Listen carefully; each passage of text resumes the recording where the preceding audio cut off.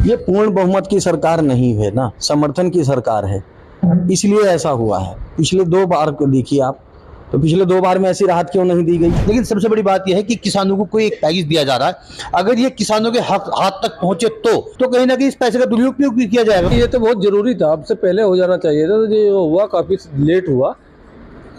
हमारे जो मंत्री थे उनको पहले से ही आवाज उठानी चाहिए थी। हमें भी बड़ा दर्द होता है जब पूरी बस गिरती है, कभी भी बादल फट जाता है। मोदी सरकार ने अपना तीसरे कार्यकाल का पहला बजट पेश किया है, जिसको लेकर कहीं ना कहीं बजट की बात की जाए तो छात्रों, युवाओं, महिलाओं, किसानों को फोकस किया गया है खास तौर पर, और बजट को लेकर बहुत सारी सौगात कहीं ना कहीं दी गई है। हमारे साथ मौजूद हैं कुछ मौजूद लोग मौजूद हैं, जिसको लेकर एडवोकेट भी हमारे साथ, वकील साहब भी मौजूद हैं, साथ ही छात्र भी मौजूद है, युवा भी मौजूद है और किसान भी मौजूद हैं। सबसे पहले हम एडवोकेट संजीव वर्मा जी के पास चलेंगे और इनसे ही जानना चाहेंगे, आज जैसे कि बताया गया है मोदी सरकार का पहला बजट पेश हुआ है तीसरी सरकार का, तो क्या कहना चाहेंगे कि किस तरह का बजट है। जैसा कि टैक्स की बात करें, स्टैंडर्ड डिडक्शन 50,000 रुपये से बढ़ाकर 75,000 रुपये कर दिया गया है, तो कितना रियायत मानते हैं इस चीज़ को।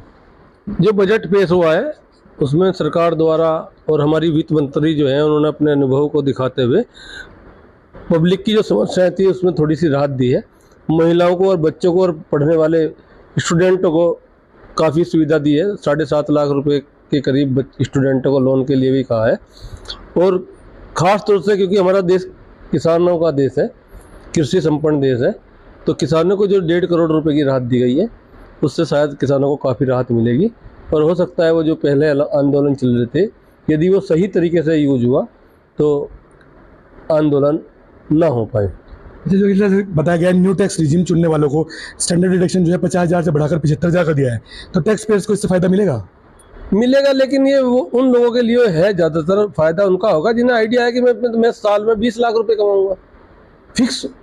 अब मान लिया मैंने कमाए इत्तेफाक से 5 लाख रुपए, तो फिर कहाँ से मैं पहले ही कैसे स्टैंडर्ड चेक कर लूँगा कि मैं किस कंडीशन में जाऊँगा। कृषि क्षेत्र के लिए भी 1.5 करोड़ रुपए के पैकेज का ऐलान किया गया है। कृषि के किसानों को जरूरत थी और उन्हें राहत दी गई है। बस ये है कि वो सुविधाएं सही जगह पहुँचें और उन्हें सही तरीके से समझाया जाए, उनको सिखाया जाए। आजकल जो है जैविक खेती की फिलहाल स्थिति बनी हुई है और वे करें, उनकी ट्रेनिंग दी जाए। अच्छा, एक और इस बार खास बात रही है कि उत्तराखंड को पहली बार बजट में फोकस किया गया है।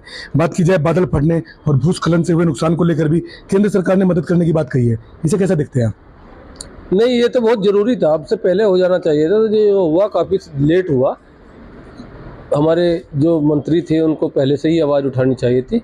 लेकिन बड़ी अच्छी बात है, बेचारे पहाड़ के लोग हैं हमारे, हम लोगों में से काफ़ी लोग ऐसे हैं, हमें भी बड़ा दर्द होता है जब पूरी बस गिरती है, कभी भी बादल फट जाता है, पता ही नहीं कि कौन सा पहाड़ कब गिर जाएगा। और हमारा कोई टाइम निश्चित नहीं है कि हम इतने दिन सुबह से निकल के शाम को घर जो है आएंगे नहीं आएंगे घर पे। तो ये जो राहत दी गई है बहुत अच्छी बात है। आपसे भी जानना चाहेंगे कहीं ना कहीं, जैसा कि तीसरे कार्यकाल का बजट आया है, इस बजट को लेकर आप किस तरह देखते हैं, क्योंकि खास तौर पर किसानों को, युवाओं को, सभी को फोकस किया गया इस बजट में, तो आप कैसे देखते हैं इसे। माननीय हमारे देश के वित्त मंत्री श्री निर्मला जी ने बहुत अच्छा बजट दिया है और लोगों को इस बार कुछ ऐसी आशा भी थी।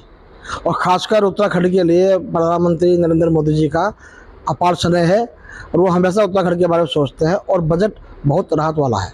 बात की जाए मोबाइल फ़ोन में, सोना चांदी में और कैंसर की दवाओं पर भी कस्टम ड्यूटी घटा दी गई है, इसको लेकर क्या मानते हैं, फैसला सही है। हाँ, बहुत सही फैसला है, बहुत सही फैसला है। आम गरीब लोगों के लिए बहुत सही फैसला है। छात्रों के लिए भी खास पैकेज दिए गए हैं। वो छात्रों वाला जो फैसला आपने बताया 7.5 लाख रुपए लोगों का, वो बहुत अच्छा है। इससे एक गरीब आदमी का बच्चा भी आज डॉक्टर या इंजीनियर बन सकता है आराम से घर बैठे बैठे। सरकार का इसके लिए बहुत बहुत आभार।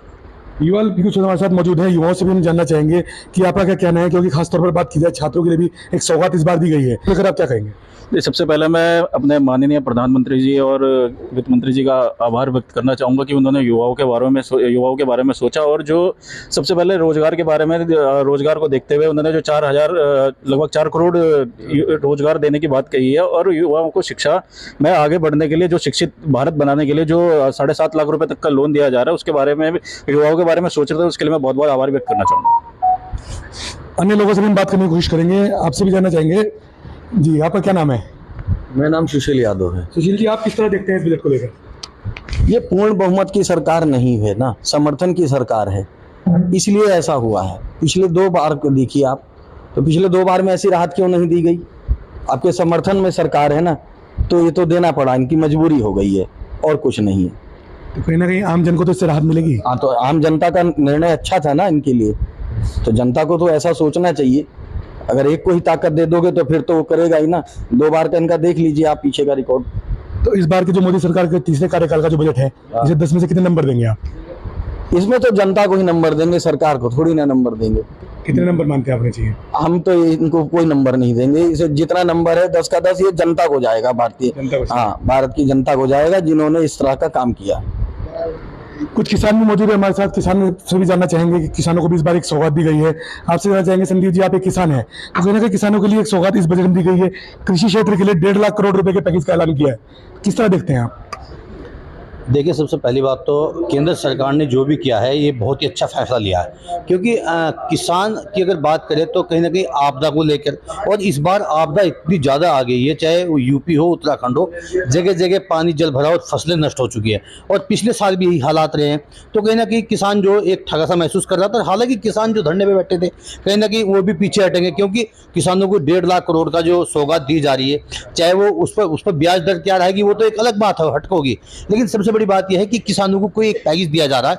अगर ये किसानों के हाथ तक पहुंचे तो, क्योंकि कहीं ना कहीं अगर बात करें तो इस पे भूमाफिया भी अपना टाका डाल देते हैं, तो इसको तो अधिकारियों को और जो हमारे कैबिनेट मंत्री हैं, उच्च नेता हैं जिनके माध्यम से पैसा आएगा, उनको प्रॉपर इस पे जो फील्डिंग बिठानी पड़ेगी, चेक कराना पड़ेगा कि ये पैसा प्रॉपर उन किसानों के पास जा रहा जिनको जरूरत है, या उनके पास जा रहा जो भूमाफिया है, जो जमीन की खरीद फरोख्त करेंगे और जमीन खरीद फरोख्त करके उसे मोटे भाव में बेचेंगे। तो ऐसा भी तो होता है ना। रही बात उसकी, अब देखिए गरीब आदमी है, किसी का बेटा पढ़ना चाह रहा, लेकिन उसके पास धन की कमी है, पैसे की कमी है, वो नहीं पढ़ पा रहा। क्यों? क्योंकि उसके पास पैसे नहीं है। 7.5 लाख करोड़ की बात की जाए, इस बार 7.5 लाख रुपए लोन देने का भी बात की गई है, छात्रों को लोन दिया जाएगा। साथ ही साथ वित्त मंत्री ने ऐलान किया कि अगले 5 साल में जो है 4 करोड़ युवाओं को रोजगार भी देंगे। जी बिल्कुल, बहुत बढ़िया निर्णय है, क्योंकि सबसे बढ़िया निर्णय ये है कि गरीब आदमी अपने बच्चों को नहीं पढ़ा पा रहा क्योंकि पैसे की कमी है। अब देखो हर चीज़ महंगी होगी, वो अपने परिवार चलाएगा, लालन पोषण करेगा परिवार का, या वो बच्चों को पढ़ाएगा, तो कम से कम उसको एजुकेशन लोन मिल जाएगा उसके बेटे को।